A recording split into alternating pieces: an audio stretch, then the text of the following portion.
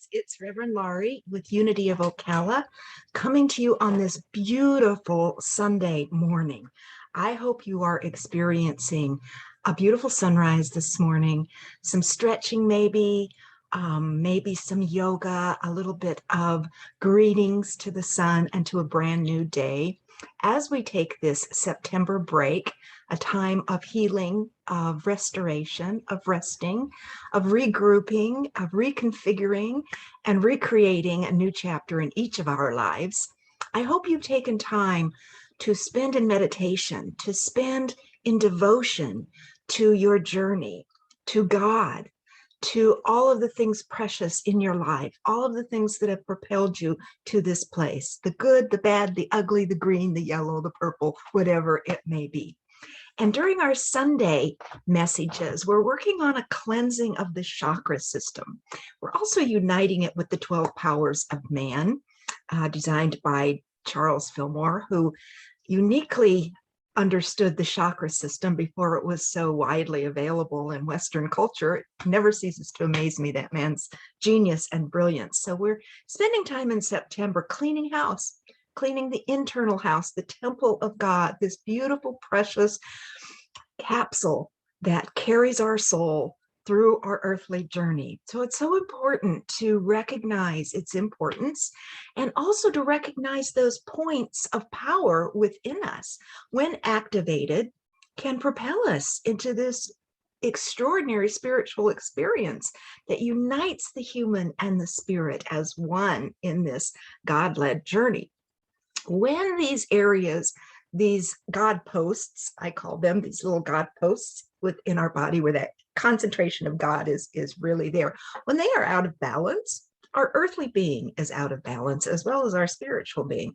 And you can tell that you're out of balance. There are lots of signs: aches, pains. No, it's not just the aging process. There's also some blockages in those God points.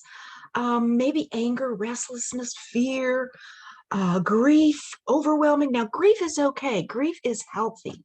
I'm learning new stages of grief that I hadn't felt before. And it's weird and sticky. It's a sticky wicket. Sometimes it just hits me at the most inappropriate times.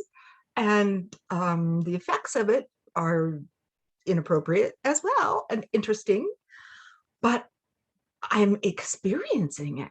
And I'm letting my humanness have its way with it for a while. But I'm not going to build a condo there in the grief. I'm going to observe it.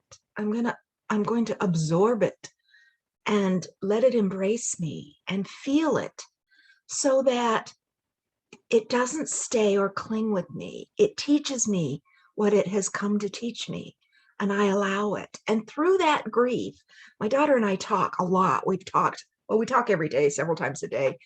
But especially the grieving of her daddy and my husband, it has hit her particularly hard. And of course, my stepdaughter and stepson also, each had a unique relationship with their father, and they're each experiencing grief in their own way. There's no proper way through grieving. There's no way through grieving. It may become easier to deal with, but that person is no longer physically present in your life. There's no getting over it, getting beyond it, getting past it. It just is what it is. I'm still grieving the death of my father all those years ago. My goodness, 51 years ago now. There's still moments. So we've talked about all of those feelings and all of that. Sometimes she'll call me in the middle of the night just sobbing. She just wanted to call her dad. She just wanted to talk to him. She had a fishing charter yesterday. Never in her whole life has she ever had a fishing charter where she hasn't called her dad right after or during, because he taught her how to fish. He taught her how to be this amazing captain. So she has lost her anchor and her buddy and her fishing pal and her teacher. But what we've learned and what we're learning is that grief can be a gift. Oh my goodness, as we talk about it, as we hold each other in this grief, as we listen to each other and express what we're really feeling and thinking and saying in the dark alone at night, we are touching the veil of the face of God. It's really extraordinary. My husband has been communicating with me and with his children. He's showing up in ways that are profound and that are blowing our minds. He hasn't gone far, and he's still teaching and leading and guiding us. And it's joyful, and it's weird, and it's wonderful. And if we're open to that, if we can step back from all the worldly stuff that the world puts upon death, if we can get into the Buddha mindset and the Hindu mindset that death is a joy, it's a passageway into a new experience. If we can step back into that space for a minute, we may hear the songs of the angels. We may hear from our guides. And it's just palpable if you're that vulnerable through the grieving process. And all of us are grieving something, either freshly from a fresh passing or old grievances, old pains, old hurts. Allow yourself to grieve. Allow yourself to be vulnerable. Allow yourself to cleanse. That's why cleansing the chakras for me right now has been so powerful, because I'm kissing death. I'm kissing that passage. I'm touching the veil of God. I'm touching the hem of the robe. And I'm okay with whatever comes. I'm okay, and I'm open. And one of the ways that I feel more open and more engaged with spirit is when I get rid of the garbage inside me that's holding me back or blocking me from experiencing this amazing spiritual world that's going on everywhere around us and through us and in us and on us and behind us and in front of us and beside us. It's everywhere we are. God's energy is everywhere. So we've been doing these cleansing of the chakras. And 2 weeks ago, we started with the first chakra, which is the bottom of the body, the bottom of the upper body, not the legs, but it's the point of elimination. It is the earth gate, the jade gate, actually. It connects us to the earth. It is that most animalistic of us. There in that chakra is where we survive. That is where life comes from. That is where we release old energies, where we release that which has already been used and digested and is no longer needed back to Mother Earth for a time of regrowth and restoration. And if we are too heavy in this area, we are not open to growing beyond our animalistic traits. We are not open to growing beyond the things of the world through only the things of survival. And if we keep this area blocked by improper food or bad nourishment or not moving around and eliminating, including the things of our thoughts and things on our heart, if we are not eliminating those, we are staying at that place of the ego, that place that is purely survival. There's not enough to go around. It's me at all costs. You're not important. I have to survive. I am clinging to everything that I have. I'm tightening up. You can feel every muscle in that area of your body tighten when you get like that. But when we begin to cleanse that area through meditation, through deep breathing, through releasing, through opening, through surrender to God and the acknowledgement that there is enough. God always provides. That sun's coming up tomorrow. No matter what you've dealt with in the past, today is a brand new day. We begin to lift that energy and open that chakra. That chakra is connected to the color bright red, life red, like the 12th power. The disciple Judas, who was not a traitor, was deeply in love with Jesus, thought he was doing the right thing. But that's where our spiritual and our ego, we think we can control it. We think that I think I know better than God. I know better than Jesus. He really doesn't want to do this. I don't want him to go to prison. I'm going to do everything it takes to keep him out. No, Judas, let go. Trust, trust, trust. That is the cleansing of that first chakra, to have the trust in God that a child has in a parent, or better yet, that a child has in a grandparent. That trust, that amazing trust of surrender, because that's all they know. Get to that point today. Empty that jade gate, that color red, and be vulnerable. Be trustful, like a 5-year-old trust. Trust in thy Father to do the work for you. And the next chakra, you come up the center of the body a little bit. It is that area between your, let's say your rectum area and your navel. that area there is the second chakra, and it's a red orange, represents fire. It is the fire of the stomach. It is that which gives us the desire to move forward, this desire to create. It is Earth's gate. It is that space where we can burn off that which no longer serves us. It has two sides, as all emotions do, passion and rage. And when we balance that rage with passion, we have wholeness. We have a desire to do God's will, to move forward in a positive way, to release the anger and the fear and the rage. And when we cleanse that, we see this beautiful stream of this beautiful red orange glow through us, clearing the way and lighting a fire under us to get moving, to get moving. What a perfect time to do this during Yom Kippur. Wake up, move forward. God's got glorious things for us. And so today we move into the third chakra. And this chakra is located behind the navel. But if you take your two fingers and put that bottom finger right there in the middle of your, or towards the top of your navel, and push in there, push in and breathe there, you'll feel your pulse. Oh, when I did that, my light just blinked. See, that's energy. I'm connected to this whole room. I got that. Push in there. So we're going to spend some time breathing into this area. Now, this third chakra is also called the solar plexus area. In the 12 powers of man, this is represented by the power of God's wisdom. This is that intuition, you know, that mother's instinctual place. There is a place in us that tells us, that warns us. Have you ever had that gut feeling that, oh, something's telling me? This is the tinge I get when I should not be having this conversation with somebody. It comes up in my gut. Or when I'm not ready to have this conversation, or when I'm not ready to act on this impulse, or when something just doesn't feel right. It's right there, the solar plexus. That's God in there going, no, do not do what your ego wants you to. Stop, breathe, and surrender. That is that place right there. And it is represented by the color orange and yellow, almost a peach, a softening. We see now that the chakras are beginning to soften. And now just understand the organs that surround those solar plexus that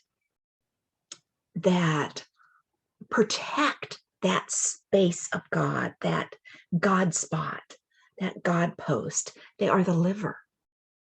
They are the gallbladder, pancreas, those organs that are responsible for the filters of our body. They are the gatekeepers.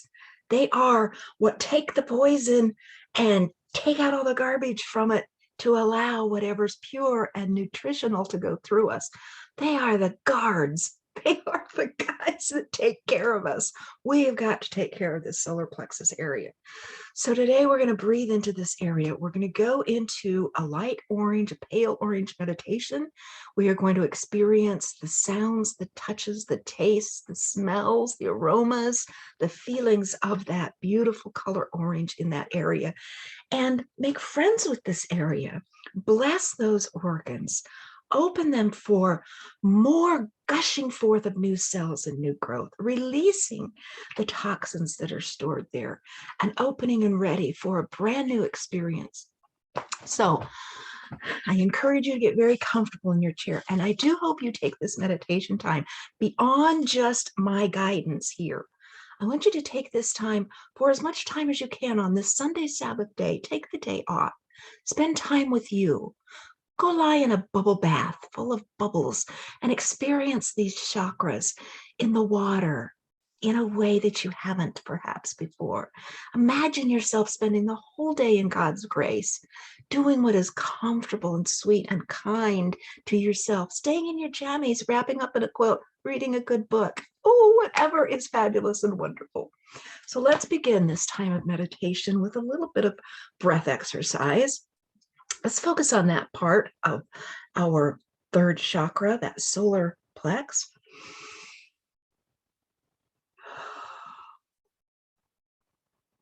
The earth gate. Breathe deeply, intentionally. Now, as you breathe in, we're just going to hold that breath and just simply count to 10 if you can, 5 if it's more comfortable. In,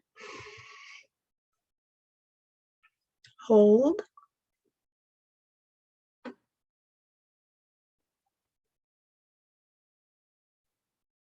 and release. You can feel an emptying of that place, completely empty. Now, as you breathe in, visualize this soft orange pastel color just rinsing through you. See a painted desert before dusk when the sky is becoming a pinkish orange. It's so soft and kind. Breathe that in. Feel the healing desert, the warmth on you. Allow that light, those colors to massage you, to release you, to let go of any tightness. You're activating that chakra now. It is nourishing you. This is the place where God whispers. Allow your belly to become very soft. Now let us envision that liver. Let us envision that beautiful liver. Breathe new life into the liver. We bless you, precious filter. Forgive me for not treating you as kindly as I could have all these years, for in any way blocking your natural healing abilities. Forgive me as I bless you and release you to do exactly what my Creator created you to do, this miracle organ. Thank you. I love you. You focus on the kidneys, our purification angels, as we flush you completely with God's grace and joy and love. Thank you, beautiful kidneys. Perfect in every way, strong, healed, whole. If you're seeing blue come up in your imagination, you have some healing to do in that area of the kidneys. I'm seeing a little bit of blue. I will be doing a cleanse today with some juices. Thank you for that, dear kidneys. We see the gallbladder cleansed, renewed, healed. Thank you, dear gallbladder, for protecting me from myself, from the atmosphere. The spleen cleansed, whole, perfect. The pancreas, precious, beautiful, strong. I thank you. Thank you, dear organs. Thank you for the beautiful skin organ that surrounds and protects, for the skeletal system that holds me up and carries me through my mission, through my work with God. All of the veins and arteries that flow, every organ in this precious temple of God. I am so blessed. Now open fully in pure surrender. Feel the emptiness completely cleared out of any blocks. Ah, it feels so good. All of the sticky goo is cleansed and clean. I am an open channel. And as you open, feel God's light like a gentle spring rain, a golden light pouring through you as an open chalice. Hollow. You are the instrument. God is the music. Play me, God. God is the maestro, the master, the music, the tune. I am the instrument. Play me. Notice how lovely your body feels. It feels like you could almost get up and float. You could dance. Do whatever is in your heart's desire. In this space, allow yourself to smell the colors of orange, a freshly broken open navel orange. Oh, so sweet. Taste that delicious nectar as you bite into a slice of pure heaven. Juicy, dripping, sticky, lovely nature, a seed created by God, blooming into a glorious aromatic flower and an orange. Breathe that aroma, that nectar. Oh, thank you, God, for your gifts, too plentiful to even name in a single prayer. Your peaches, how perfect. Feel the fuzz like your own cheek, the fuzzy peach. So sweet, barely soft when perfectly ripe. The tree knows when to release it. Let now your ego release you, perfectly ripe. As you open that delightful peach, there's no smell like a peach smell. Feel that rough pit, new life. Save that pit, wash it off, save it in your jar to dump out in the woods later so a Florida peach can grow with its neighbor, the Georgia peach. Smell that aroma. Taste that delicious peach nectar. There's nothing like a fresh, juicy peach. Oh, the orange flesh of a mango. So delightful. Keep that seed too. Now allow yourself in the quiet of your own soul to open your inner vision as wide as God can let you and see an orchard before you, whatever God is showing you. If it is a painted sky, an ocean, whatever God is showing you, allow yourself to see it is in this space as you cleanse that third chakra that you are climbing to higher ground. You are moving up to the more spiritual realms of this being, this threefold being, energized by God. And we open fully to you, God. In your grace, we love you. We honor our journey with you. We honor all those that you will bring to us and have to us. We open for your words, your voice, your movement, your acts, your kindness, your love. May I be your blessing. May I be your grace. May I be your light. I love you, God. I love you. Amen. Oh, I feel wonderful. I hope you take the day to just be in God's glory, to enjoy this Yom Kippur with full, activated passion of this new chapter in your life. This poem, Insusceptible to Light, just made me giggle. It's called Go Forth and Spill. Go forth and spill. If you're willing to do your own cleanup work, it doesn't matter what kind of a mess you make. I have full permission to be as messy as I want to be. I said to my 3-year-old, I think I remember God whispering the same thing to me just before incarnation. Listen if you can hear the whisper too. Go forth and spill, my darling. Go forth and spill. See what is created from your beautiful, fearless mess. Make a beautiful, fearless mess today. I love you. God loves you. I will see you on Wednesday with a special love notes. Take care of yourself today and of everyone that God sends you. Bye-bye.